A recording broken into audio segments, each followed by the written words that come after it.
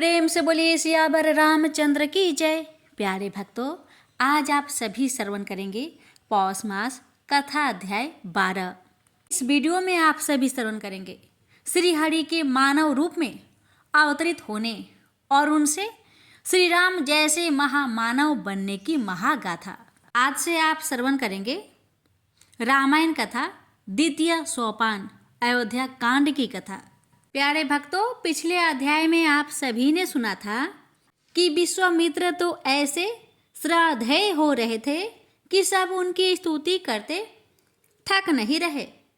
उन्हीं के आशीर्वाद से आज अयोध्या ने यह महाउत्सव देखा था। घर घर मंगल गान हो रहे थे। अब सुनिए आगे की कथा। कथा है कैकेयी पर सरस्वती जी का प्रभाव। जब से राम और सीता, लक्ष्मण और उर्मिला, भारत और मांडवी तथा शत्रुघ्न और श्रुतकीर्ति विवाह के पश्चात बारात के साथ लौटकर अयोध्या आए तो वहां आनंद की वर्षा हो रही थी। नित्य ही मंगल उत्सव हो रहे थे। प्रकृति ऐसे अनुकूल हुई कि धन धान्य में निरंतर वृद्धि होने लगी। यह होना ही था। लक्ष्मी जी स्वयं सीता के रूप में वधू बनकर जब से अवध में पधारी थी, चाहू और आनंद था। अब राम तो सबके ही प्राणाधार थे। पूर्ववासी उनके नित्य दर्शन करके सुख प्राप्त करते हैं। अब सभी की हार्दिक इच्छा थी कि राम को युवराज घोषित किया जाए। राजा की यही इच्छा राजा दशरथ के कानों में भी पहुंची और उचित ही जान पड़ी। राम सभी प्रकार से समर्थ थे, योग्य थे। अब राजा दशरथ भी वृद्ध अवस्था की ओर अग्रसर हो रहे थे। अतः इससे अच्छा समय और कब आएगा।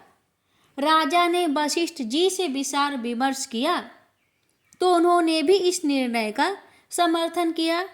गुरु वशिष्ठ ने विचार कर शुभ लग्न भी निश्चित कर दिया। मंत्री सुमंत को राम के राज्य अभिषेक की तैयारियां करने का आदेश व दायित्व दे दिया गया। मंत्री सुमंत हर्ष से भर उठे।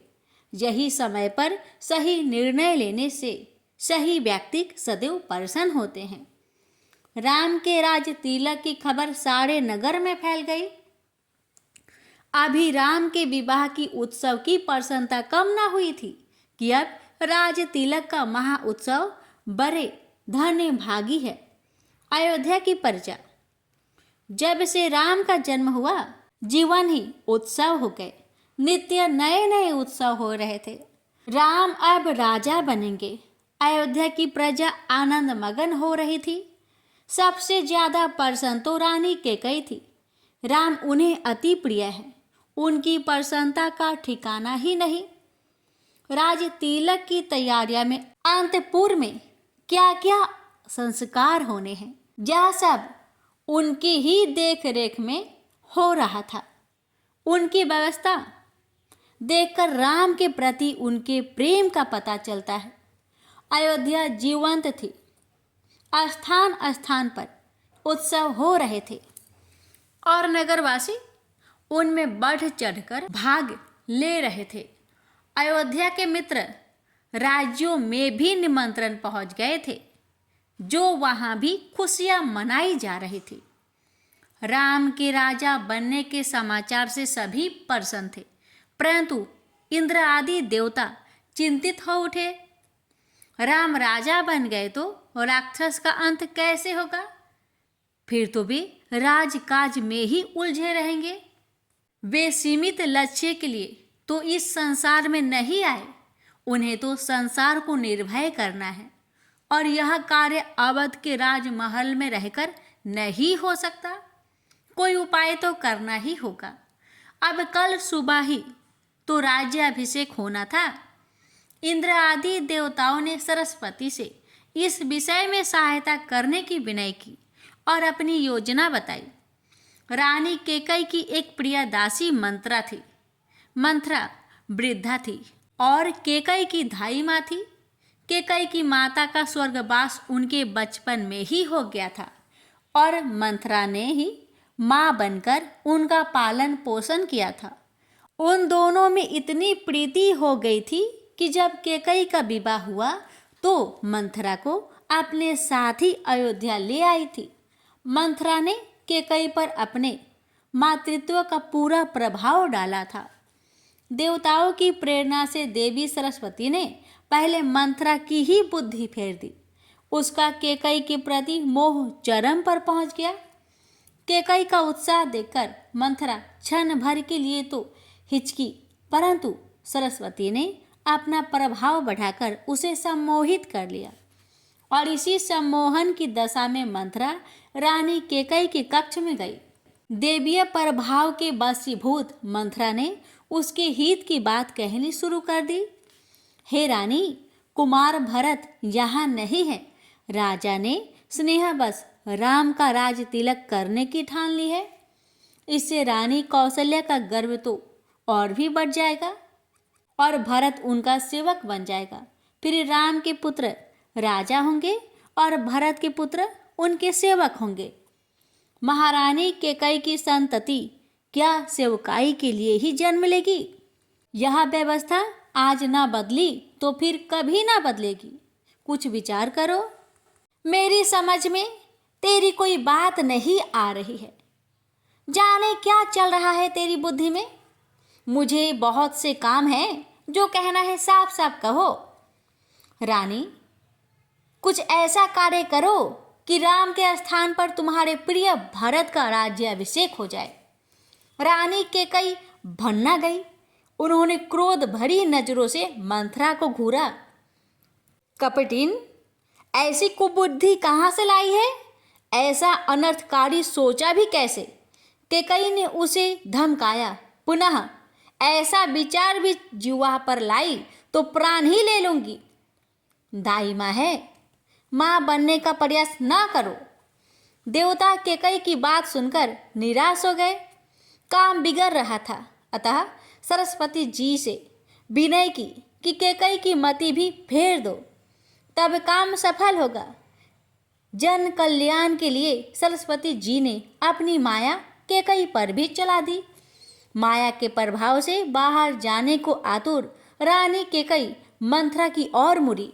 और यदि क्षण भर के लिए मैं तेरी बात मान भी लेती हूँ तो ऐसा कैसे हो सकता है? मंथरा के नेत्रों में कुटिलता की चमक उभरी। उसने तत्काल कैकेयी को वह उपाय बताया जिससे प्रातः होने वाला राम का राज्याभिषेक रोका जा सकता था और भरत का राज्याभिषेक हो सकता था। मंथरा ने स्मरण दिलाया कि राजा पर उसके 2 वरदान धरोहर के रूप में सुरक्षित है। कैकेयी इस समय वे वरदान मांगकर अपना कार्य सिद्ध कर सकती है। कैकेयी को सरस्वती की माया के वशीभूत यह बात समझ में आ गई। यह तो एक ही वरदान से हो जाने वाला काम था। थोड़ा सा त्रिया चरित्र ही तो दिखाना होगा। सरस्वती की प्रभाव के वशीभूत होकर रानी कैकेयी ने सोचा कि रघुवंशी अपने वचन के लिए प्राण भी दे सकते हैं। इस एक वरदान से भरत को राज्य सिंहासन मिल जाए तो क्या बुरा है। परंतु मंथरा ने दूसरे वरदान का भी कुटिल उपयोग सुझाया। राम का 14 वर्ष का वनवास मांग लेना, अन्यथा सत्ता के लिए संघर्ष हो जाएगा। राम का प्रजा पर प्रभाव है। राम यहाँ रहे तो भरत के प्राण संकट में पड़ सकते हैं। देवी सरस्वती ने मंथरा से यह कहलवाया और कैकेयी से मनवाया। ऐसा किए बिना देवलोक और पृथ्वी लोक का कल्याण नहीं होता था। माया के वशीभूत रानी कैकेयी ने अपना श्रृंगार उतार फेंका और दोनों वरदानों की प्राप्ति हेतु दिनहीन बनकर कोप भवन में जा लेटी। प्रेम से बोलिए सियावर रामचंद्र की जय। प्यारे भक्तों, आगे की कथा सुनने के लिए हमारे चैनल को सब्सक्राइब करें। यहीं पर पौष मास कथा अध्याय 12 समाप्त हुआ। अब आगे सुनिए पौष मास गणेश जी की कथा। हिमालय की पुत्री पार्वती के विवाह संस्कार के बाद भगवान शंकर अपनी अति स्नेहमयी गिरिजा को अनेक रमणीय, आकर्षक और एकांत वन उपवनों में विहार के लिए ले गए। शिव अति प्रसन्न अवस्था में प्रकृति के अनुपम सौंदर्य का आनंद लेते हुए अपनी अर्धांगिनी गौरा के साथ भ्रमण करते रहे। इस बीच एक बार की बात है, एक बार भगवान शंकर की अर्धांगिनी पार्वती ने अपने शरीर में चंदन, कपूर और सुवासित तेल युक्त तत्वों का उपटन बनाकर लगाया। शरीर से गिरने वाले उपटन के अवशेष से पार्वती ने खेल खेल में एक पुरुष की आकृति की रचना कर डाली। उस आकृति का मुख गज के समान था। जब माता गौरा स्नान के लिए गंगा नदी में उतरी तो मनोविनोद के लिए उस गजमुख आकृति को पावन पुण्य सलीला गंगा जी में डाल दिया। गंगा जी पार्वती जी को अपनी परम स्नेह सखी मानती थी। तीनों लोगों को तारने वाली गंगा के जल में पड़ते ही उपटन के अवशेषों से बना हुआ खिलौना एक बड़ी आकृति में बदल गया। शंकर के साथ शोभ्यमान होने वाली माता पार्वती ने गजमुख वाली उस रचना को अपना पुत्र कहकर पुकारा। गंगा जी ने भी सहेली के पुत्र को अपना पुत्र मान लिया। देवगण अर्थात देवताओं ने उसे गंगा का पुत्र कहकर आदर सम्मान दिया और गंगा की भांति आराध्य व पूजनीय मान लिया। संसार की सभी कलाओं को उत्पन्न करने वाले ब्रह्मा जी ने उन्हें गणों का स्वामी बना दिया। इस प्रकार सभी देवता गज वदन अर्थात गणपति की पूजा करने लगे। देवगणों के स्वामी नायक और आराध्य गणेश की पूजा कालांतर में मनुष्य समाज में भी प्रारंभ हो गई। लिंग पुराण के प्रारंभ में गणपति के प्रकट होने की कथा पद्म पुराण से थोड़ी भिन्न है। एक बार की बात है कि सभी देवताओं ने मिलकर एक सभा आयोजित की। उस सभा में यह विचार रखा गया कि असुर सदा ही देवताओं को सताते व युद्ध करते रहते हैं। क्या ही अच्छा हो कि हमारे साथ कोई ऐसा बढ़िया शक्ति लग जाए जिससे देवता असुरों को पराजित कर सके। शिव जी असुरों का पक्ष लेते हैं और उनकी आराधना से शीघ्र ही प्रसन्न हो जाते हैं। उनके वरदान से असुर देवताओं को युद्ध में पराजित कर देते हैं। देवताओं ने सोचा कि जब शिव स्वयं देवता हैं, तो हम भी क्यों ना उस अत्यंत विध्वंसकारी बैल की सवारी करने वाले और चार मुख वाले देवता की आराधना करके मनोवांछित फल प्राप्त करें। जब शंकर जी असुरों की प्रार्थना को शीघ्र व सहर्ष स्वीकार कर उन्हें मोनो अनुकूल वर देते हैं, तो क्या देवताओं को नहीं देंगे। इन शक्तिशाली दैत्यों के कारण देवताओं को अनेक कष्टों का सामना करना पड़ता था। देवता कहने लगे कि हम सभी अपनी विजय और असुरों के कार्य को खंडित करने की शक्ति प्राप्त करने के लिए तुरंत सुख व संतोष देने वाले भगवान आशुतोष शिव की पूजा अर्चना करें। यह विचार विमर्श करके देव समुदाय पार्वती के स्वामी शिव के पास जाकर उनकी स्तुति और पूजा करने लगे। अत्यंत शीघ्र प्रसन्न होने वाले भोले शंकर उनकी प्रार्थना से बेहद प्रसन्न हुए और देवताओं से बोले कि हे देवगण, आप कोई भी इच्छित वर मांग सकते हैं, मैं आप पर अत्यधिक प्रसन्न हूँ। तब ज्ञान के भंडार और गुरुओं में श्रेष्ठ बृहस्पति ने भी देवताओं के लिए भगवान शिव से निवेदन किया कि हे कृपालु प्रभु, देवताओं के शत्रु असुरों की पूजा से प्रसन्न होकर आप उन्हें उनकी इच्छा के अनुसार वर देते हैं, जिससे वे समर्थवान होकर देवताओं को सताते व कष्ट देते रहते हैं। हम सब देवगण उन असुर शक्तियों और दानवों के कार्य में बाधा डाल सके, ऐसा वर आप हमें प्रदान करें। परम संतोषी विशाल व उदार हृदय वाले भगवान आशुतोष अर्थात शिव ने तथास्तु कहा और सूर समूह को आश्वस्त किया और उनकी मनोकामना पूर्ण की। देवताओं द्वारा भगवान शिव की आराधना करने के कुछ वर्षों के उपरांत गणेश जी के प्रकट होने की कथा इस प्रकार से है। अब लोकों के ईश्वर स्वामी शिव जी की पत्नी पार्वती के सामने एक विशालकाय रूप प्रकट हुआ, जो ब्रह्म स्वरूप और सभी अंगों से सबसे बड़ा था। जिसे श्री गणेश के नाम से पुकारा गया, उस महान तेजस्वी, दीर्घ, बलिष्ठ और प्रतापी बालक का मुख हाथी जैसा था। उस बालक के एक हाथ में त्रिशूल और दूसरे हाथ में पास था। सब विघ्न बाधाओं का नाश करने वाले इस अवतार का धरती पर जन्म होते ही देवताओं में हर्ष की लहर दौड़ गई। खुशी के मारे सूर्य देवलोक से गजानन पर फूलों की वर्षा करने लगे और बार बार उनके चरणों में प्रणाम करते और प्रसन्नचित हो जाते थे।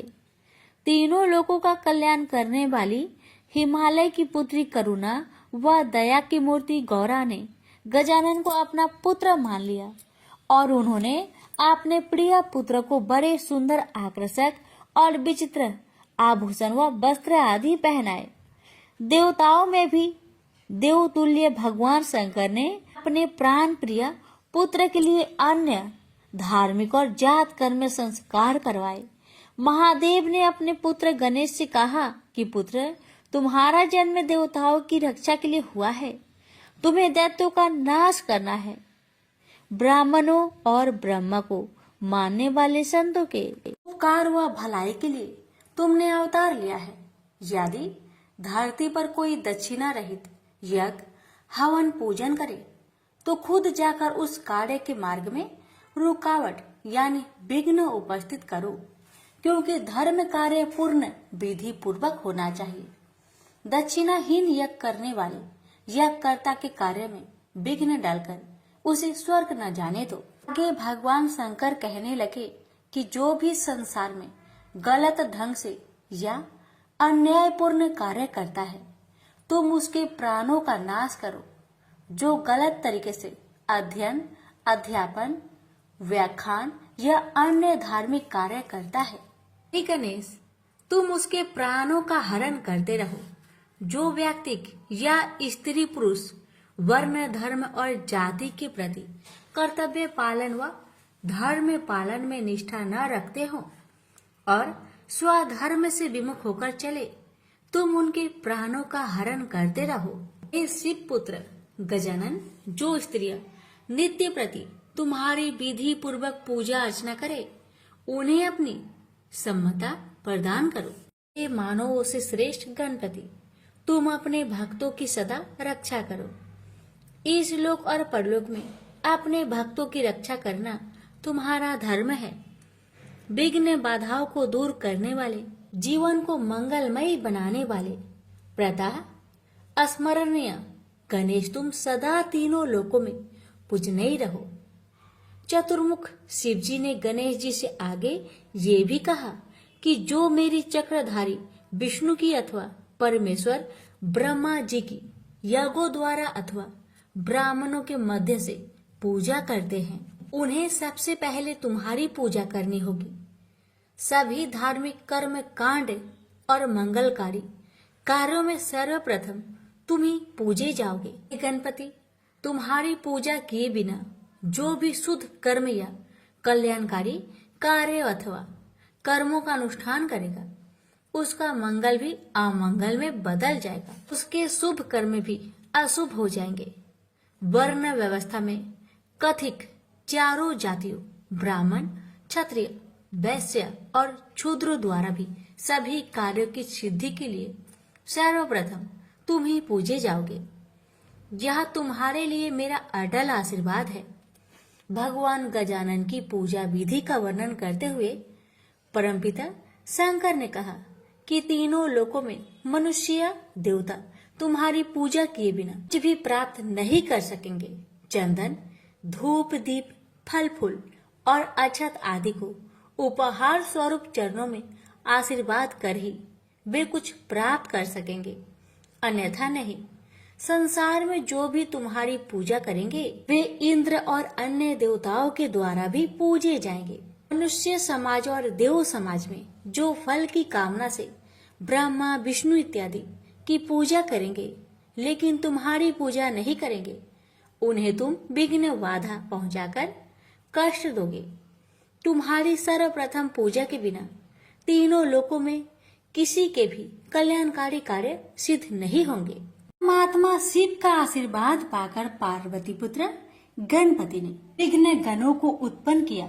सबके हृदय में निवास करने वाले शिव जी के चरण में अपने गणों के साथ जाकर प्रणाम किया और उनसे आशीर्वाद प्राप्त किया।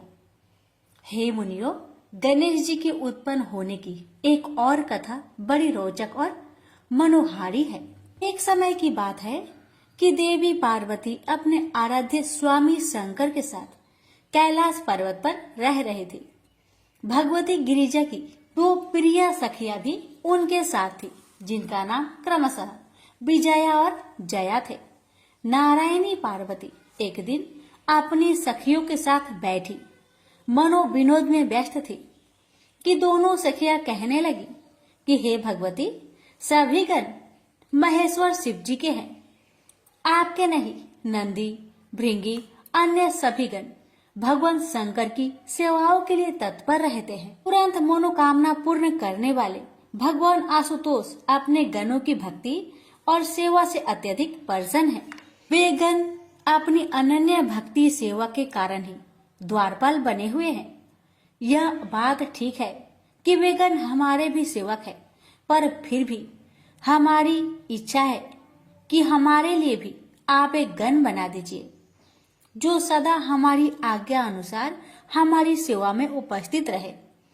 एक दिन शिव जी की गण नंदी स्नानागार के द्वार पर खड़ा था और माँ गौरा स्नानगार में जल क्रीड़ा कर रही थी। पार्वती निश्चित होकर स्नान कर रही थी कि शत्रुओं के नाशक भगवान शंकर अपनी परम प्रिया पार्वती के पास जाने हेतु स्नानगार के द्वार पर पहुंचे। शिव जी के अनन्य उपासक नंदी ने कहा कि माँ पार्वती स्नान कर रही है, आप अंदर नहीं जा सकते। भूत प्रेत महात्माओं में भी पूजनीय भोले शंकर ने नंदी का कहना नहीं माना और अंदर चले गए। शिव प्रिया ने उस हाल में प्रभु शंकर को अपने इतना निकट देखा तो वे लज्जा और संकोच से अस्तमत खड़ी की खड़ी रह गई। वो बार बार यह सोचकर हैरान हो रही थी कि द्वार पर नंदी द्वारपाल बने खड़े हैं। उनके होते हुए त्रिलोकी के स्वामी मेरे आराध्य यहाँ कैसे पहुँच आए? उनके मन में शिव जी के गणों के प्रति जो भरोसा था, उसमें उन्हें कुछ संदेह होने लगा। सोचने लगी कि ये तो केवल भगवान आशुतोष के ही सेवक है। बस फिर क्या था? उन्होंने तुरंत अपनी स्वर्णगुण संपन्न मनोविनोदिनी सखियों के हास प्रयास की बात याद आ गई। पार्वती जी सोचने लगी कि जया और विजया ठीक ही कहती थी कि ये गण तो केवल मेरे प्रभु शंकर जी की कृपा के कारण ही मेरे द्वारपाल बने हुए हैं। वे मन ही मन विचार करने लगी कि यदि मेरा कोई अपना गण होता तो क्या भगवान आशुतोष यूं यकायक स्नानगार में आ सकते थे? ये सच है कि शिव जी के गणों पर मेरा कोई अधिकार नहीं है। मुझे भी अपने पास एक ऐसा सेवक रखना है, अक्षरश मेरे आदेश का पालन करे, जो हर प्रकार से गुणी और कार्य कुशल भी हो। इस प्रकार तीनों लोकों की ईश्वरीय देवी गिरिजा ने योग बल अर्थात शक्ति व सामर्थ्य से एक अनुपम गण की रचना कर डाली। वह गण सर्वगुण संपन्न था, सुडौल, विशाल, शोभायुक्त, परम बलशाली उसका शरीर था। माता पार्वती ने अपने उस गण को अनेक सुंदर और उत्तम वस्त्र व आभूषणों से सजाया और उसे पास बुलाकर कहने लगी कि आज से तुम मेरे पुत्र हो। तुम्हारे जितना प्यार, दुलारा और स्नेही मेरे लिए कोई और नहीं है। उस विशाल शरीरधारी, तेजस्वी, बुद्धिमान और बलवान पुरुष ने अपनी माता शिव प्रिया पार्वती के चरणों को छुआ और कहने लगे कि माता अंबिके, आपकी समस्त आज्ञाओं का मैं सदैव पालन करूंगा। आप अपनी इच्छा और आज्ञा बताकर मुझ पर कृपा करें। तब सभी देवियों में महान ईश्वरीय देवी भगवती ने खुश होकर अपने पुत्र से कहा कि हर प्रकार से तुम मेरे हो, बस आज से तुम मेरे द्वारपालक बन जाओ। मेरी अनुमति के बिना कोई भी मेरे घर में प्रवेश ना करे, चाहे वह कोई भी हो, कहीं से भी आया हो। इस प्रकार से उस नवनिर्मित गण को माता पार्वती ने एक दंड दे द्वारपालक बनाकर द्वार पर खड़ा कर दिया। थोड़ी देर बाद गोरोचन व कपूर का तिलक धारण करने वाले पार्वती के प्रिय शिव जी वहां आ पहुंचे। ऐसे ही वे द्वार के अंदर जाने लगे कि गणराज ने पूछा, हे मान्यवर देव, आप कहाँ जाना चाहते हैं? माता पार्वती की आज्ञा के बिना आप भीतर नहीं जा सकते। इस समय जगत की माता भगवती स्नान कर रही है, अतः आप यहाँ से वापस लौट जाए। चंद्र के समान तिलकधारी और श्रेष्ठ शिव जी को अपनी प्रिया पार्वती के पुत्र के बारे में तनिक भी ज्ञान न था। चंद्रमौली शिव जी बोले, तुम्हें पता नहीं कि मैं शिव हूँ और जगत जननी गौरा का स्वामी हूँ। मैं स्वयं यहाँ उनसे मिलने आया हूँ। प्राण प्रिया शिवा के पुत्र गणराज ने कहा, आप चाहे जो भी हो, चाहे कहीं से भी आए हो, परंतु मैं बिना माता की आज्ञा के आपको अंदर नहीं जाने दूंगा। इस प्रकार मात्र भक्त वीर बालक गणराज ने महेश्वर शिव को ही मना कर दिया। अरे ही विस्मित होकर पार्वती के प्राणों के स्वामी और प्रिया शिव ने कहा, मैं तो उसका पति हूँ और तू मुझे मेरे ही घर में जाने से रोक रहा है। मैं अवश्य भीतर प्रवेश करूंगा। ऐसा कहते हुए वे अंदर प्रवेश करने लगे। जगत माता पार्वती पुत्र ने उन्हें फिर से रोका। काम के शत्रु लीलाधारी शिव ने अपने गणों से पूछा कि यह कौन है जो मुझे मेरे ही घर में जाने से रोक रहा है? इतना कहकर शिव दूर जाकर खड़े हो गए। परमेश्वर शिव के सेवक गणों ने जगत जननी के पुत्र के पास जाकर पूछा, तुम कौन हो? कहाँ से आए हो? तुम्हारी क्या इच्छा है? यदि तुम हमारे स्वामी को अंदर प्रवेश नहीं करने दोगे तो तुम्हारे प्राणों की खैर नहीं। अच्छा हो कि तुम हमारा कहना मानकर तुरंत यहाँ से चले जाओ। तब पार्वती के पुत्र गणराज ने निडर होकर वृषभ ध्वज शिव जी के गणों से कहा, पहले तुम बताओ कि तुम कौन हो? तुम्हारा यहाँ आने का क्या तात्पर्य है? तुम क्या चाहते हो? व्यर्थ में मुझे धमकियां देने वाले तुम कौन हो? अपना भला चाहते हो तो यहाँ से चले जाओ।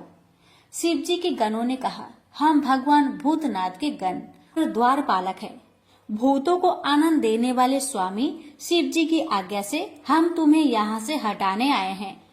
तुम्हें भी द्वारपाल और गण समझकर अभी हमने तुम्हें कुछ नहीं कहा है। यदि अपना भला और कल्याण चाहते हो तो तुरंत यहाँ से चले जाओ, नहीं तो हम तुम्हें मार डालेंगे। व्यर्थ में ही तुम्हें अपने प्राणों से हाथ धोना पड़ेगा। तब गणेश जी ने शिव गणों को बतलाया, मैं तो माता पार्वती का सेवक और द्वारपालक हूँ। मेरी माता ने मुझे आज्ञा दी है कि बिना उनकी आज्ञा के कोई भी घर के अंदर प्रवेश नहीं करे। तुम तो अपने मालिक शिव की आज्ञा का पालन करने यहाँ आए हो और मैं अपनी माता की आज्ञा मानकर यहाँ खड़ा हूँ। हमारा निरंतर आग्रह व्यर्थ है। मैं यहाँ से कदापि नहीं हटूंगा और अपनी माँ की आज्ञा का ही पालन करूंगा। तब महान शिव जी के गणों ने अपने आराध्य शंकर से जाकर कहा, वह बालक अपने आप को माता पार्वती का पुत्र बताता है और द्वार से तनिक भी हटने को तैयार नहीं, यहाँ तक कि वह युद्ध करने को भी तत्पर है, मृत्यु का वरण करने को भी। कपूर, चंदन और गोरोचन जैसे सुगंधित पदार्थ तिलक लगाने वाले महेश्वर शिव ने गुस्से से भरकर कहा, चाहे जो भी करो, उस बालक को द्वार पर से हटाओ। वह अकेला बालक तुम्हारा क्या बिगाड़ लेगा? यदि उससे युद्ध भी करना पड़े तो युद्ध करो। तब नंदी, भृंगी आदि सभी गण इकट्ठे होकर पार्वती नंदन गणेश के पास पहुंचे और उन्हें युद्ध के लिए ललकारा। शिव गणों को अपने पास आते देखकर वीर निडर वह साहसी पार्वती पुत्र गणराज ने उनसे कहा कि मैं अकेला ही बालक तुम सबका मुकाबला करूंगा। मैं महाशक्ति का पुत्र, महान शक्तिधारी, तुम सबके लिए अकेला ही काफी हूँ। वह बलशाली बालक कहने लगा, आज माता पार्वती और तीनों लोकों के प्रभु शिव जी अपने गणों की शक्ति व बल भी देख लेंगे। गणेश जी कहने लगे, आज सब इस बात को जान लेंगे कि पार्वती के पुत्र और तीनों लोकों के प्रभु शिव जी के गणों में कितना बल और ताकत है। गौरा और शिव जी के नाम पर बलवान गणों का एक बालक के साथ युद्ध होगा। आप सब तो बलवान योद्धा है और आपने तो पहले भी कई युद्ध किए हैं, परंतु मेरा तो यह पहला युद्ध है। मैं अकेला बालक हूँ, फिर भी मैं युद्ध करने को तैयार हूँ। मैं आपके साथ अकेले ही युद्ध करूंगा। पर्वतराज की पुत्री पार्वती और उनके पति शिव जी के इस विवाद और बहस में जब तुम्हारी हार होगी तो तुम्हें जरूर लज्जित होना पड़ेगा और साथ ही इस अपमान का सामना माता पार्वती और महादेव जी को भी करना पड़ेगा। गणेश जी ने फिर कहा, हार और जीत हम सब गणों के बीच में नहीं है, अपितु मुझे अपनी माता अंबिका की आज्ञा पालन करने हेतु युद्ध करना है और तुम्हें अपने स्वामी और इष्ट शिव जी की आज्ञा पालन करने हेतु युद्ध करना है। शिव जी महाराज के गण बालक गणेश की इतनी तीखी बातें सुनकर गुस्से से भर गए और उन्होंने गणपति पर आक्रमण कर दिया, लेकिन गणेश जी ने उन गणों के प्रहारों को निष्फल कर दिया। सारे गण एक तरफ और बालक गणेश अकेला एक तरफ। गण तो एकदम घबरा गए। भगवान आशुतोष के गणों को गणेश जी भयंकर काल सरीखे दिखाई दे रहे थे। शिव गणों को ऐसा लगा कि जैसे हमारा नाश शीघ्र होने वाला है। माता शक्ति रूपा पार्वती के शक्तिशाली पुत्र गणेश के प्रहारों से शिवगण इधर उधर भागने लगे और गणेश जी अपनी जननी पार्वती का स्मरण करते करते उनसे युद्ध करते रहे। शीघ्र ही इस बात की खबर समूचे देवलोक में फैल गई। नारद जी और चक्र को धारण करने वाले भगवान विष्णु और ब्रह्मा जी तुरंत ही काम के शत्रु भगवान शिव के पास गए और कहने लगे कि महादेव, ये कैसी लीला हो रही है और यह युद्ध क्यों हो रहा है? कृपया आप ही शीघ्र इस बात पर ध्यान दें। सृष्टि के रचयिता ब्रह्मा जी और विष्णु जी की बात सुनकर शिव जी कहने लगे, एक वीर अजय बलवान बालक मेरे ही घर के द्वार पर बैठकर मुझे अंदर प्रवेश करने नहीं दे रहा। ऐसी अवस्था में मैं क्या करूं? मैं स्वयं सोच में पड़ गया हूं। उस शक्तिशाली बालक ने मेरे सभी गणों और सभासदों को हरा दिया है।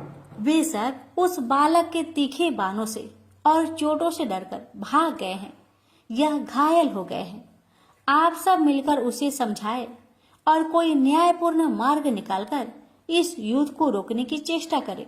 ब्रह्मा जी ने बालक को अनेक नीतिपूर्ण और मधुर वचनों से समझाया, पर गणेश जी पर उनके उपदेश का एक भी असर न हुआ। तभी भगवान विष्णु बोले कि देवताओं में महान देवेश्वर शिव जी, यह बालक तो अजय दिखाई देता है। इसकी सरलता से इसे समाप्त नहीं किया जा सकता। बस केवल एक ही मार्ग है। मैं इस बालक को मोह बंधन में बांधकर अपने जाल में फांसकर शक्तिहीन कर दूंगा। तब हे संसार भर में उज्जवल शंभु, आप तुरंत इस पर प्रहार करके इसे समाप्त कर दीजिए। तब एक ओर से भगवान विष्णु ने गणेश जी को मोहित किया और दूसरी ओर से भगवान शंकर ने अपना त्रिशूल उठाकर उन पर प्रहार किया। उससे गणेश जी का मस्तक कटकर दूर जा गिरा और शरीर एक और जा गिरा। तब सब देवताओं व गणों ने सुख और संतोष की सांस ली। खुशी से सभी नाचने गाने लगे। ढोल नगाड़े और मृदंग बजने लगे और देवगण प्रसन्नचित हो गए। जब माता पार्वती को अपनी सखियों से इस बात की सूचना मिली कि उनके पुत्र का वध करके देवगण खुशियां मना रहे हैं, तो शिव पत्नी गौरा दुख के कारण अत्यधिक व्याकुल हो गई और बिलख बिलख कर अपने पुत्र का वियोग करने लगी। पर तुरंत ही महाशक्ति देवी पार्वती कहने लगी, जैसे देवताओं ने मेरे पुत्र को खत्म किया है, वैसे ही मैं उन्हें मृत्यु की अग्नि में झोंक दूंगी, क्योंकि पुत्र का शोक और व्याकुलता मेरे लिए असहनीय हो गई है। पार्वती जी ने ऐसा विचार करके अपनी सभी तेजस्वी शक्तियों को उत्पन्न किया और उनको आज्ञा देकर कहा कि सारे संसार में प्रलय मचा दो। बिना सोचे समझे त्राही त्राही मचा दो। जहाँ जो मिले उसको खा लो, अपना शिकार बना लो। चाहे उसमें देवता हो, ऋषि मुनि, यक्ष, किन्नर अथवा अपने पराये कोई भी हो, तुम सभी का भक्षण कर सकती हो। उसके बाद उन देवी शक्तियों ने मिलकर चारों ओर हाहाकार मचा दिया। जहाँ भी जो मिला उसे अपने क्रोध से भस्म कर दिया या सामने पाते ही उसे समाप्त कर दिया। सभी देवता और राक्षस सोच में पड़ गए। सुरों और असुरों ने मिलकर एक सभा की। सबने अपने अपने जीवन की आशा त्याग दी। सबने एक स्वर में कहा कि अपने जीवन की रक्षा के लिए बस एक ही रास्ता है कि किसी भी प्रकार इन देवी शक्तियों को उत्पन्न करने वाली शक्ति की मूर्ति महादेव की भार्या खुश हो जाए तो हमारे प्राणों की रक्षा हो सकती है, हम सब बच सकते हैं। सुर और असुरों की बातचीत हो ही रही थी कि देवताओं के ऋषि व पूजनीय नारद जी वहां आ पहुंचे। सबने अपनी करुण कथा उन्हें सुनाई और बताया कि कैसे शक्ति रूपा गौरा के कोप का वे शिकार हो रहे हैं। अब तो पर्वतराज की पुत्री ईश्वरीय शक्तियों में महान शक्ति रूपा पार्वती को खुश किए बिना हमारा कल्याण नहीं हो सकता। तो कठिनाई तो यह है कि प्रतिदिन सिद्धियों को सिद्ध करने वाली क्रोधित पार्वती के पास कौन जाए। अब नारद जी के साथ मिलकर सारे देवता और ऋषि मुनि संसार की जननी जगदम्बा के पास पहुंचे और शक्ति रूपा शिवा के चरणों में झुककर प्रणाम किया और उनसे प्रार्थना करने लगे कि हे जगत जननी जगदम्बे, हम सब आपको बार बार नमस्कार करते हैं। हे देवियों में भी परम शक्तिशाली चंडिके, आप संसार की प्रथम व आदि शक्ति है। आप जगत की रचना करने वाली है। सृष्टि में उपस्थित सब पदार्थों का संहार करने वाली शक्ति है। हे देवी, आपके क्रोध से तीनों लोग व्याकुल हो रहे हैं। आपके गुस्से को सहन करने की क्षमता हम में नहीं। कृपया हमारी विनय प्रार्थना और स्तुति को स्वीकार करें। देवी, अपने क्रोध को शांत करें, हम पर कृपा करें। हम सब आपके चरणों में शीश झुकाते हैं। फिर सारे देवता और ऋषिगण माता भगवती की चरणों में प्रार्थना करते हुए शीश झुकाकर खड़े हो गए। उन देवगण व ऋषिगणों की विनती व स्तुति को सुनकर समस्त लोकों की देवी शिव जी की पत्नी पार्वती का हृदय भी करुणा से भरे बिना न रह सका और उनका मन द्रवित हो गया। वे कहने लगी कि यदि मेरा पुत्र गणराज फिर से जीवित हो जाए और आप देवता व ऋषियों के मध्य पूजनीय माना जाए तथा उसे सर्वाध्यक्ष पद प्रदान किया जाए, तभी मेरा क्रोध शांत हो सकता है। तभी तीनों लोकों में शांति स्थापित हो सकती है, अन्यथा नहीं। क्या था? ऋषिगण कहने लगे कि वही बात माननी चाहिए जिससे तीनों लोकों के स्वामी की पत्नी पार्वती जी को सुख मिले। ऐसा विचार कर सभी शिव जी के पास पहुंचे और शक्ति रूपा शिवा की बात उनसे कही। कपूर और गुरुचन का तिलक लगाने वाले तीनों लोकों के स्वामी शिव जी ने अपने गणों को आज्ञा दी कि तुम सब उत्तर दिशा की ओर जाओ तथा उत्तर दिशा की ओर सिर करके सोता हुआ जो भी प्राणी मिले उसी का मस्तक काटकर मेरे पास ले आओ। उन्होंने बालक के सिर रहित शरीर कमंद को धो पोंछकर साफ किया और विधि पूर्वक पूजा अर्चना करने लगे। शिव जी के सब गण उत्तर दिशा में भ्रमण के लिए निकल पड़े। शिव गणों को सबसे पहले एक गज मिला। उस गजराज का एक ही दांत था। गण उसी का सिर लेकर भगवान शंकर के चरणों में आकर उपस्थित हो गए। महान ईश्वर समान शिव ने उसी गज का सिर बच्चे के शरीर के ऊपर कंधों पर जोड़ दिया और अपनी तांत्रिक विद्या व योग माया से बच्चे को जिंदा कर दिया। वह सौभाग्यशाली बालक गज का सिर लगाकर एक अनोखे प्रकार की रूपरेखा व आकार बन गया। उस विचित्र शिशु को देखकर सब स्तब्ध रह गए। सारे देवताओं और ऋषियों के प्रसन्नता से खिल उठे। उस बालक के सौंदर्य व तेज की चमक से चारों ओर खुशी की लहर दौड़ गई। जगत जननी माता पार्वती अपने प्रिय पुत्र को पाकर अत्यंत प्रसन्न हुई और जल्दी से अपने पुत्र को गोद में बैठा लिया। शिवा कहने लगी कि आप सबको बहुत कष्ट उठाना पड़ा, पर अब मैं बहुत खुश हूँ। इस बालक के मुख और मस्तक पर सिंदूर लगा है, इसलिए जो मनुष्य व जीव इस गणराज बालक की सिंदूर गंध पुष्प आदि से पूजा करेंगे उसके सारे मनोरथ और इच्छाएं पूर्ण हो जाएगी। इसकी पूजा से सभी विघ्नों और बाधाओं का नाश हो जाएगा। सभी देवताओं ने उन्हें अलग अलग वरदान दिए और सभी देवताओं में उन्हें प्रथम पूजनीय मान लिया गया। तभी से भक्ति पूजा अर्चना में गणेश जी की सबसे पहले पूजा की जाने लगी। वैवर्त पुराण में वर्णित एक कथा के अनुसार पर्वतराज की पुत्री पार्वती का जब बैल पर सवारी करने वाले शिव जी के साथ विवाह संस्कार हुआ तो समस्त जर और अजर की आत्मा में निवास करने वाले महेश्वर उन्हें लेकर वनों में विहार करने के लिए चले गए। तब एक लंबे समय तक देवताओं में भी सर्वाधिक पूजनीय शंकर का वन विहार चलता रहा। एक दिन अचानक ही धर्म की आज्ञा मानने वाली धर्म परायणा पतिव्रता पार्वती ने शिव शंकर से एक निवेदन किया कि प्रभु, मैं एक उत्तम श्रेष्ठ पुत्र प्राप्त करना चाहती हूँ। तीनों लोकों के स्वामी अर्थात भगवान त्रिपुरारी, जो स्वयं भूतों के स्वामी भी है, अपने धर्म परायणा पत्नी की बात सुनकर कहने लगे कि मैं तुम्हें पुत्र प्राप्त करने वाला एक श्रेष्ठ व्रत और उसकी विधि बताता हूँ। यह व्रत अपने आप में बड़ा पवित्र, पुण्यदायक और फलकारी है, इसलिए इस व्रत का नाम पुण्यक व्रत भी है। इसकी पूजा अर्चना अर्थात अनुष्ठान की विधि 1 वर्ष तक चलती है। धर्मात्मा मनु की पत्नी भी पुत्र न होने के कारण अत्यधिक दुखी थी, इसलिए एक दिन उन्होंने विधाता से प्रार्थना पूर्वक पुत्र प्राप्ति का उपाय पूछा था। वह नारी ब्रह्म लोक में जाकर ब्रह्मा अर्थात विधाता से विनय पूर्वक बोली कि हे भगवान, आप संसार के रचयिता और सृष्टिकर्ता कहलाते हैं। सब कारणों का भी आपको ज्ञान है। पुत्र के बिना गृहस्थ जीवन नीरस और अर्थहीन लगता है। पुत्र के बिना स्त्री पुरुष का जन्म व्यर्थ है। अन्य धन और सभी सुखद सामग्री निष्फल है। मानव के तप और दान का फल उसे जन्म जन्मांतर तक मिलता रहता है। तप और दान के कर्म कांड अनेक कल्पों तक सुख प्रदान करते रहते हैं, पर पुत्र ही एक ऐसा रूप है जो पिता को इसी जन्म में सुख, संतोष और हर्ष प्रदान करता है। पुत्र ही पुत्र नामक नरक से रक्षा करता है। मेरी इच्छा और प्रार्थना को जानकर कृपया आप वह विधि और उपाय बताए जिसके द्वारा बंध्या को भी पुत्र प्राप्त हो सके।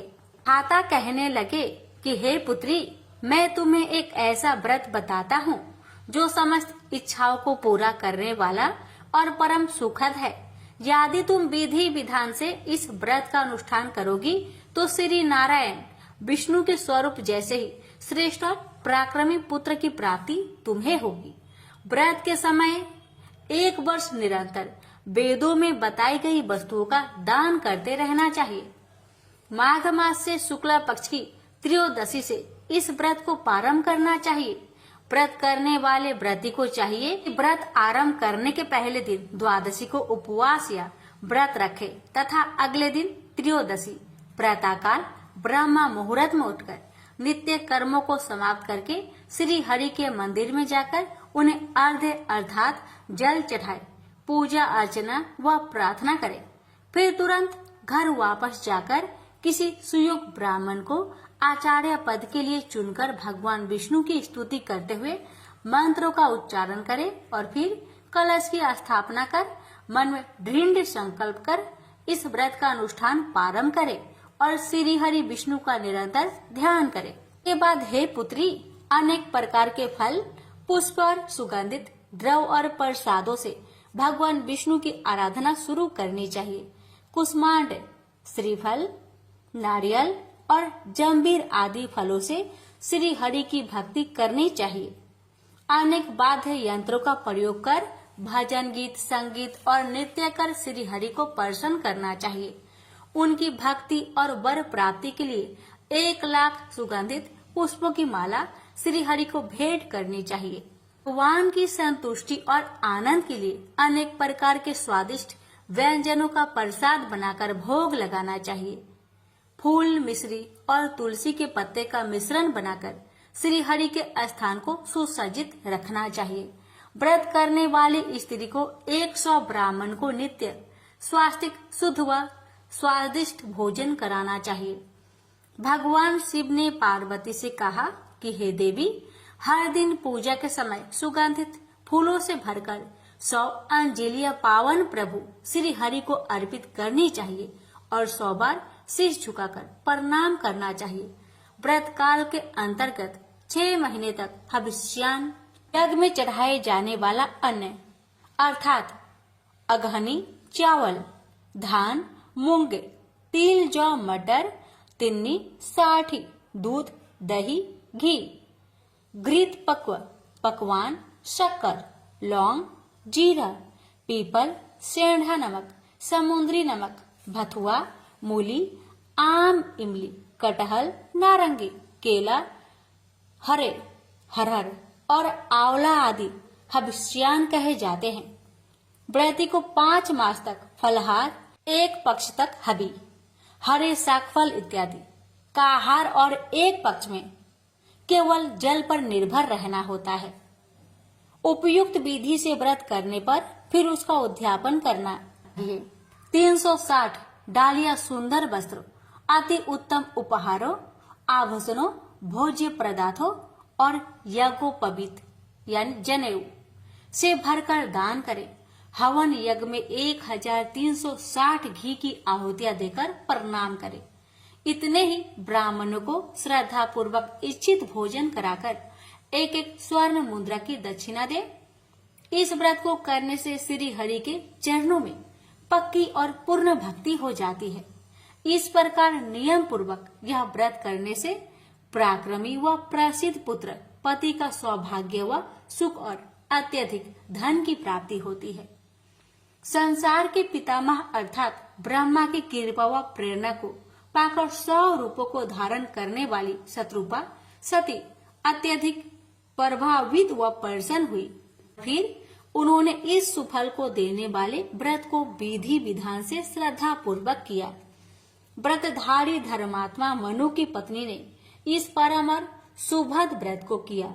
उनके यहाँ प्रिय व्रत और उत्तानपाद नामक 2 सुंदर, तेजस्वी और यशस्वी बालक उत्पन्न हुए।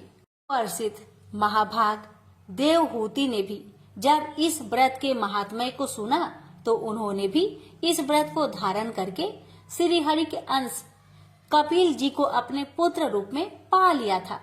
देवताओं की माता कही जाने वाली अदिति के यहाँ भी वामन भगवान उत्पन्न हुए थे।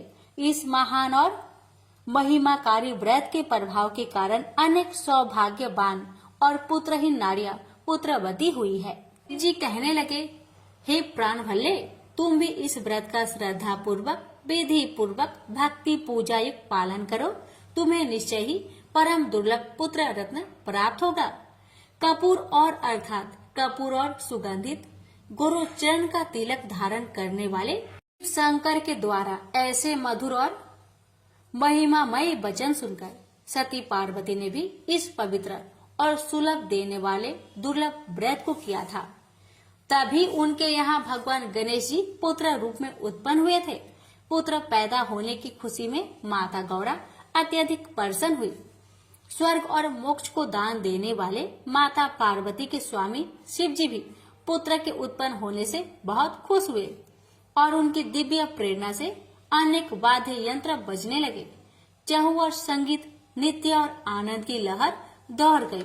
पुत्र प्राप्ति की मंगल कामना पूर्ण होने के कारण परमपिता महादेव ने ब्राह्मणों, बंदियों और भिक्षुओं को नाना प्रकार के रत्न, मूल्य द्रव्य और बहुमूल्य धन संपत्ति का दान किया। प्राणी मात्र के सच्चे साथी, सुभैसी जगत का उद्धार करने वाले, शीघ्र प्रसन्न होने वाले शिव शंकर के घर शिशु के प्रकट होने की खुशी में सभी देवता ऋषिगण खुशी और आनंद से भरकर मदमस्त हो गए। सबने बालक के जीवन के लिए मंगल कामनाएं की। सभी देव समूह, ऋषिगण, गंधर्व, किन्नर वहां आए और शिशु को आशीर्वाद दिया और उसके उज्जवल व मंगलमय जीवन की कामना की। गौरी नंदन अर्थात माता गौरी के पुत्र को देखने के लिए अनेक देवतागण भगवान शंकर के पास आए। देवताओं को गौरी नंदन को देखने जाते हुए सूर्य पुत्र शनिचर अर्थात धीरे धीरे चलने वाला की भी तीव्र इच्छा हुई कि मैं भी भूत भावन अर्थात भूतों को भी अच्छे लगने वाले शिव शंकर के घर जाऊं, बालक गणेश को देखने की कामना से शनिचर ने भूत भावन शिव जी के घर प्रवेश किया। समस्त संसार की जननी पार्वती नवजात शिशु को गोद में लेकर बैठी थी। योगियों में भी महान कहलाए जाने वाले शनिचर माता पार्वती के सम्मुख शीश झुकाकर खड़े हो गए और नतमस्तक होकर उन्हें प्रणाम किया। जगत जननी जगदम्बा ने उन्हें आशीर्वाद दिया और उनकी कुशल क्षेम पूछी। फिर माता पार्वती कहने लगी कि समस्त ग्रहों के स्वामी ग्रहेश्वर, आपके नेत्र कुछ बंद से हैं तथा आप सिर झुकाकर क्यों खड़े हैं? आप जब मेरे पास आए हैं तो न मेरी ओर देख रहे हैं न मेरे शिशु की ओर। इसका क्या कारण है? सूर्य के पुत्र शनिचर ने उत्तर दिया, माता, सभी प्राणी इस संसार में अपने कर्मों का फल भोगते हैं। अच्छे बुरे शुभ अशुभ कर्मों के कारण ही सुख दुख की प्राप्ति होती है। हे माते, मेरी कथा कुछ गुप्त है, वह आपके सम्मुख कहने लायक नहीं है, पर आपकी आज्ञा का उल्लंघन भी मैं नहीं कर सकता। फिर भी वह कथा मैं आपको सुनाता हूँ। शनिचर ने कहा, हे माता, मैं बचपन से ही भगवान श्री कृष्ण के चरणों की भक्ति किया करता था। सदैव उनके ध्यान में तत्लीन व मग्न रहता था। तो ऐसी अवस्था में भी मेरे पिता श्री सूर्य नारायण ने मेरा विवाह चित्ररथ की पुत्री के साथ करा दिया। मेरी पत्नी बहुत सीधी साध्वी, तेजस्वी और तपस्विनी है। एक दिन की बात है कि मेरी पत्नी ऋतु स्नान के बाद मेरे पास आई। उस समय में भगवान के नाम जाप कर रहा था। मुझे सर्वथा अपने आसपास की कुछ ज्ञान नहीं था। चूंकि वह एक सती साध्वी और भक्त थी, अतः अपना अपमान और अवहेलना वह न सह सकी। उसने क्रोध में आकर मुझे श्राप दिया। कहने लगी कि आज से तुम जिसकी तरफ भी देखोगे उसी का अनिष्ट हो जाएगा। फिर भी माता, मैंने ध्यान तोड़कर उसे बहुत समझाया और संतुष्ट किया। उसने बहुत पश्चाताप किया, पर फिर भी श्राप लौटाने में असमर्थ रही। इसी श्राप के कारण जीव हिंसा के भय से मैं सदा अपने नेत्र को झुकाकर रखता हूँ। मैं किसी की ओर दृष्टिपात नहीं करता, क्योंकि उसकी तुरंत मृत्यु हो जाएगी। पार्वती ने जब शनिचर की बातें सुनी तो वे हंसने लगी कि संसार ईश्वर की इच्छा के अधीन है। जो परमेश्वर है वही होता है, अतः तुम जरा भी चिंता न करो तथा तुम मेरी ओर तथा मेरे शिशु की ओर देखो। सूर्य पुत्र शनिचर ने मन ही मन बहुत सोच विचार किया कि मैं पार्वती जी के बालक की ओर देखूं अथवा नहीं। यदि मैं इस तेजस्वी बालक की ओर देखूंगा तो जरूर इसका बुरा हो जाएगा। सबकी ईश्वर रूपा देवी पार्वती की बात भी कैसे टाली जा सकती थी। काफी सोच विचार के बाद योगी शनिचर ने माता जगदम्बा की ओर तो नहीं देखा, तो शिशु की ओर अपनी बाएं आंख के कोने से देखा ही था कि शनिचर की श्रापग्रस्त दृष्टि पड़ने से ही भगवती उमा के प्राणों से भी प्यारे पुत्र गणेश का सिर धड़ से अलग होकर दूर जाकर गिर पड़ा। शनिचर अत्यधिक दुखी हुए और घबराकर अपनी आंखें फेर ली और सिर झुकाकर भगवती के सामने खड़े हो गए। जब माता पार्वती ने खून से लथपथ कबंध शिशु को अपनी गोद में देखा तो दुखी से चित्कार उठी, हाय, ये मेरा शिशु को क्या हुआ? ऐसे दर्दनाक और विस्मित कर देने वाले दृश्य को देखकर उपस्थित कैलाश निवासी अत्यंत दुखी हुए। बालक की ऐसी दशा हो जाएगी ऐसा किसी को भी आभास नहीं था। देवी तो मूर्छित ही हो गई। खून से लथपथ मस्तक विहीन शिशु और माँ गौरा की चिंतायुक्त दशा को देखकर भगवान विष्णु तो गरुड़ पर सवार होकर तुरंत उत्तर दिशा की ओर चल पड़े। रास्ते में पुष्प भद्रा नदी के किनारे उन्होंने एक गज परिवार को आराम से सोते हुए देखा। गजेंद्र का सिर उस समय उत्तर की ओर था। चक्रपाणी श्री हरि ने उस गजेंद्र का मस्तक अपने चक्र से काट डाला और उसे लेकर कैलाश पर्वत पर आ गए। भगवान नारायण ने उस मस्तक को मृत बच्चे के कमंद पर लगा दिया और फिर अपनी योग माया के द्वारा उसे जीवित भी कर दिया। संसार की माया मोह को दूर करने वाली माता अंबिका को श्री हरि ने सचेत किया और उनके पुत्र को उनकी गोद में बैठाकर उन्हें प्रसन्न करते हुए कहने लगे, हे कल्याणकारी बुद्धि रूपा शिवे, ब्रह्मा से लेकर कीट प्रयत्न तक सभी अपने अपने कर्मों का फल इस जगत में भोगने आते हैं। हे मातेश्वरी, तुम भली भांति इस बात को जानती हो, हर प्राणी अपने कर्मों का फल भोगता है। शोकाकुल उमा को समझाते हुए चक्रपाणी विष्णु ने उन्हें सत्वाना देते हुए कहा कि प्रत्येक मनुष्य को तो कर्म जनित भोग सैकड़ों युगों तक अनेक योनियों में जन्म लेकर भोगने ही पड़ते हैं। जगत में होने वाले दुख, सुख, भय, शोक, आनंद आदि सब कर्मों का ही तो फल है। देवी, इसमें सुख तो उत्तम कर्मों का परिणाम है और दुख और भय आदि पाप कर्मों का। भगवान चक्रवाणी की मधुर वाणी सुनकर माता उमा कुछ संतुष्ट हो गई। वत्सलमयी शिवा ने श्री हरि के चरणों में प्रणाम किया। कपूर गौर शिव और माता पार्वती दोनों ने ही भगवान विष्णु की स्तुति की। शिशु को पुनः जीवित पाकर माता गौरा तो तीर्थ से विभोर हो उठी। साथ ही सारे देव समुदाय में भी आनंद व हर्ष की लहर दौड़ गई। शुभ मुहूर्त देखकर श्री हरि ने बालक का शुभ संस्कार किया और बच्चे को आशीर्वाद देते हुए भगवान विष्णु ने कहा, हे सूरश्रेष्ठ, मैंने सर्वप्रथम तुम्हारी पूजा की है, अतः हे वत्स, आज से जगत में तुम सर्वप्रथम पूजनीय व योगेंद्र हो जाओगे। शंकर के प्रिय पुत्र को प्रसन्न होकर कमल नयन विष्णु ने पुष्प माला पहनाई। हर्षनाद और आनंद से वातावरण गूंज उठा। श्री हरि ने उन्हें मोक्षदायक ब्रह्म ज्ञान और संपूर्ण सिद्धियां प्रदान की।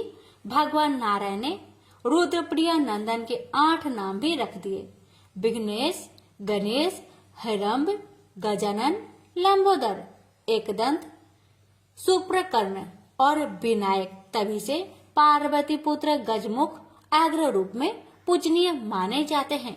प्रेम से बोलिए गणेश महाराज की जय। श्री गणेश पुराण की जय।